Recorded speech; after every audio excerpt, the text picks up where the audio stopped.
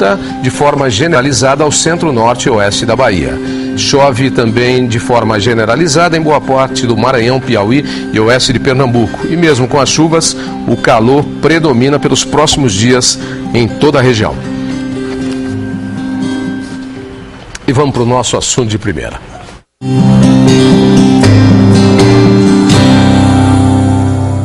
Oscar, boa tarde, obrigado pela presença mais uma vez aqui. Obrigado a você, Tavinho. Ok. Prazer. Oscar de Melo Gaia Neto, consultor, vamos falar sobre o mercado da borracha. A borracha no estado de São Paulo. Oscar, a borracha teve um crescimento muito bom nos últimos anos no estado de São Paulo, e desde a sua entrada com os seringais implantados, com algumas espécies melhoradas e desenvolvidas pelos nossos institutos de pesquisa, nós passamos a ter São Paulo como o principal produtor de borracha do Brasil. Esse é o cenário atual. Esse é o cenário atual. São Paulo hoje corresponde com 50% da produção nacional. E nós temos uma região que é a região oeste do estado, a começar, o início disso tudo é a região de São José do Rio Preto, da cidade de Rio Preto, se expandindo e jogando esses seringais, inclusive em direção a Minas Gerais e a todo o oeste de São Paulo. Qual é o potencial hoje de produção dos nossos seringais?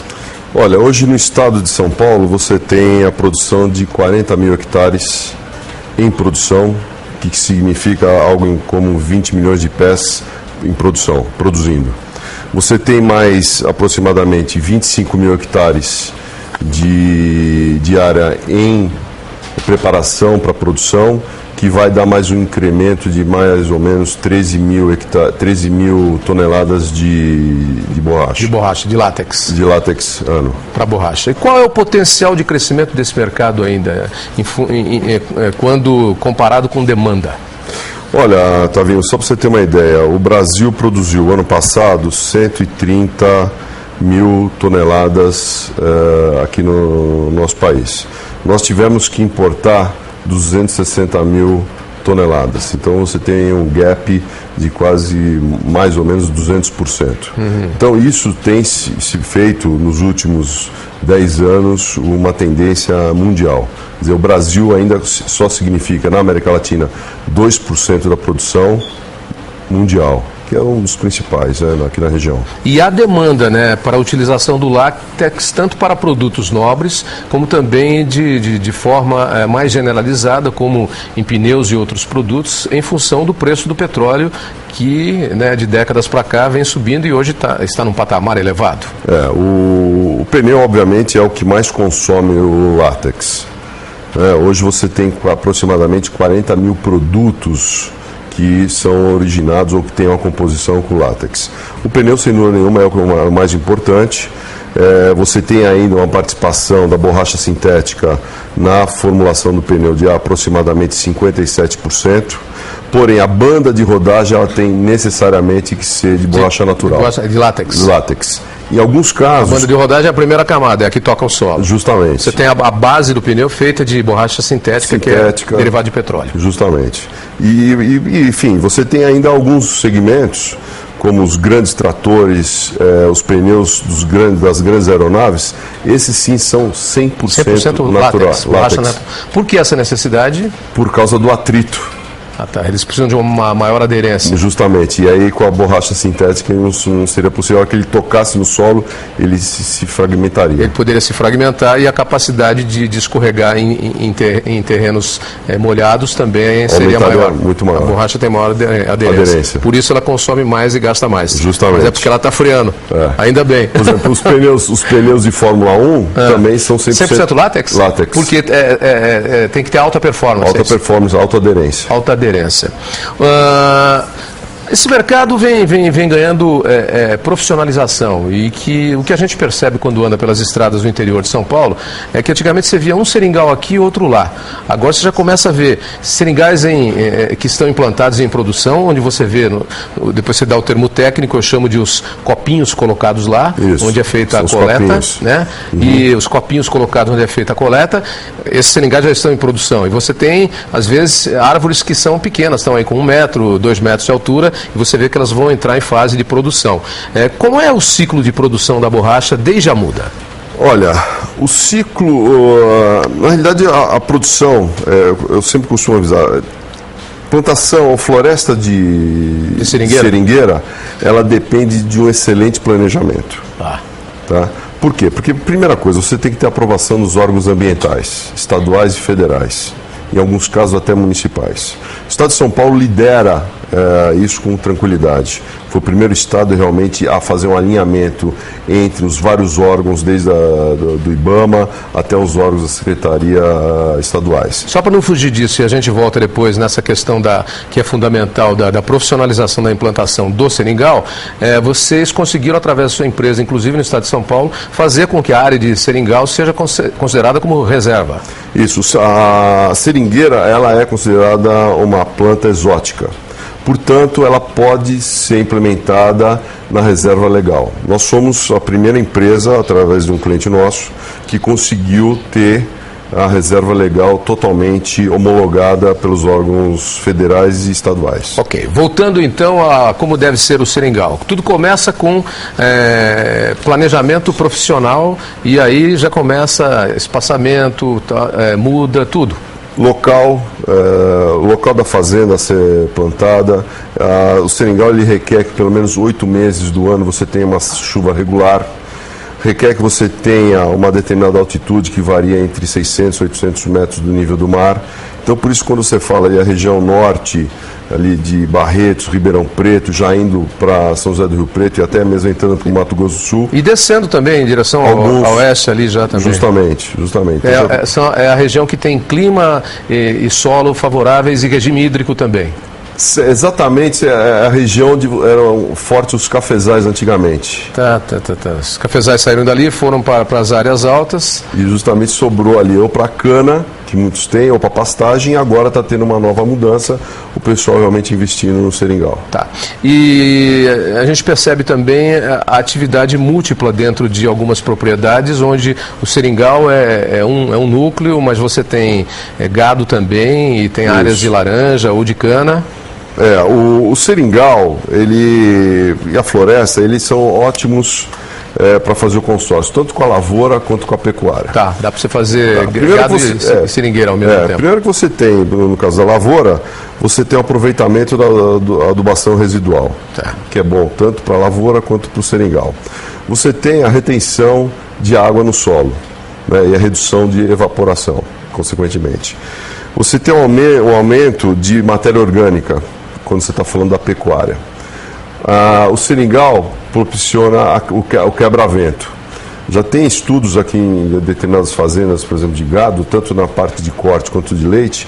Na pecuária você tem um incremento da produção de carne. No leite, só para você ter uma ideia, um incremento de 48% a mais na produção do leite. Do leite. Mesmo porque além da proteção contra o vento, para o vento, é importante também o sombreamento que ele faz. Justamente. Então são animais mais tranquilos, menos estressados, trabalhando, indo para a sombra quando precisa de sombra. Aumenta a taxa de natalidade para o animal. Então você tem uma série de vantagens. Essa coisa de que o gado quer se bronzear o dia inteiro não é bem verdade. É verdade, com certeza. Ele gosta de uma sombra também. E é só ver quando às vezes você tem uma única árvore num pasto, como em determinados horários de muito calor, eles se juntam todos ali para o sombreamento, né?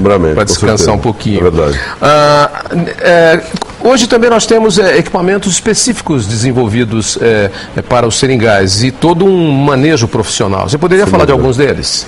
Olha, o primeiro deles você tem as canecas, como você mencionou, que elas vão sofrendo mudança de tamanho conforme o aumento da produção. Né? Então, a árvore, conforme ela vai crescendo, ela vai entrando no seu ciclo de produção e crescendo até chegar ao auge, o pico. O pico, que se são dá 42 anos. 42 anos. 42 Depois anos. ela começa a entrar em declínio. Declínio. Tá. E vai até... Qual é o estudo? O tempo de vida útil de uma seringueira são 42 anos. Tá. Eu te diria que o pico dela chega a partir dos 22 e vai assim até os 32, de 10 em 10 anos. Depois ela tende a ter uma queda de produção. Ok, então esses copinhos vão sendo trocados de acordo. Vão sendo trocados. Outra questão é também o desenvolvimento da faca que você faz o risco, que faz a sangria.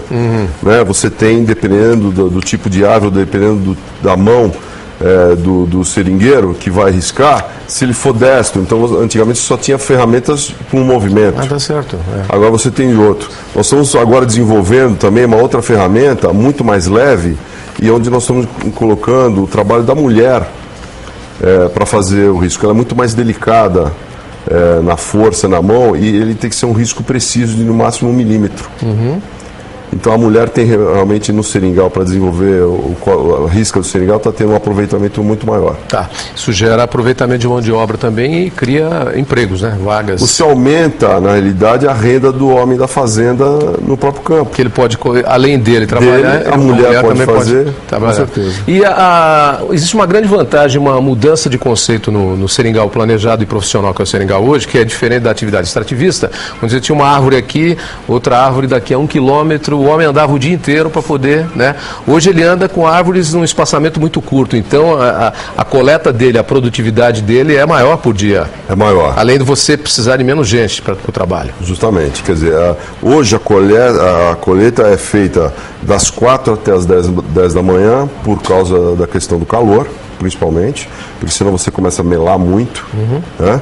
E ele consegue aí, dependendo da topografia do local, fazer aí mais de 10 mil árvores por dia. Como é que ele faz? Ele vai coletando isso através dos copinhos, ele retira o látex dali?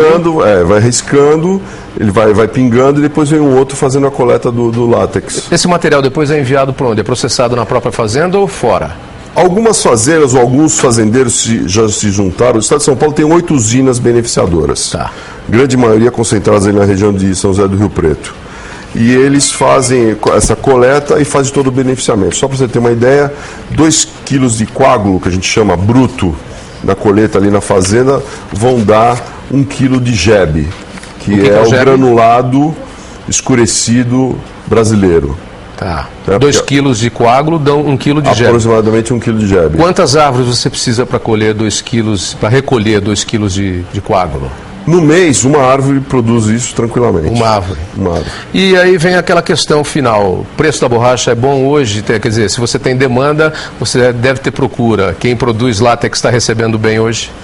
Olha, está em toda a cadeia, né? O látex é uma coisa interessante porque ele não depende do mercado consumidor. Na realidade, o mercado produtor é que determina o preço. Tá. Né? Então, só para você ter uma ideia, em fevereiro de 2009, o preço por quilo do jebe, que a gente chama, estava em R$ 3,46. Abriu em fevereiro desse ano, 2011, após 2 anos, em R$ 9,29. Então significa um incremento de 268%. Quase 300%. Quase 300%. E o seringal, ele deve ser planejado para uma longa existência, né, dada o período de produtividade da árvore, que são 42 anos. Quando eu falo planejamento, a hora que você consegue uma outorga para fazer o plantio do seringal, você tem até 8 anos para fazer o seringal. Então você não necessariamente precisa plantar o seringal de uma vez só no primeiro ano. Você pode dividir as áreas e fazer plantios conforme lhe convier, conforme o teu planejamento, teu fluxo financeiro. Tá, e aí você pode fazer ou o seringal só ele, ou você pode fazer na forma consorciada com espaçamentos maiores, promovendo o consórcio, né? Justamente. Que é a grande tendência que nós temos hoje na agricultura. Perfeito. E na pecuária. É verdade. Ok, Oscar, agradeço a sua presença aqui. Obrigado, deixa um telefone, endereço eletrônico seu, da consultoria do grupo, para quem quiser mais informações. Lembrando que vocês fazem todo o planejamento e depois toda a manutenção do seringal. Vocês têm um programa completo. Nós fazemos desde o planejamento da compra da fazenda até a entrega do seringal em produção. Ok. Daí para frente é com o produtor. Aí pode ser com o produtor ou, se ele quiser, a gente pode administrar para ele também. Também pode administrar. Isso. Telefone e endereço eletrônico? O telefone é 11 7874 3679. Meu e-mail é ogaia@terra.com.br. Ok, conversei com o consultor do grupo Polífer, Oscar de Melo Gaia Neto. Falamos aqui sobre a produção de borracha no estado de São Paulo. Obrigado, Oscar. Até breve. Obrigado, Tavinho. Fazer um rápido intervalo e nós já voltamos com o Dia a Dia Rural do Terra Viva, o canal de quem planta e cria. Até já.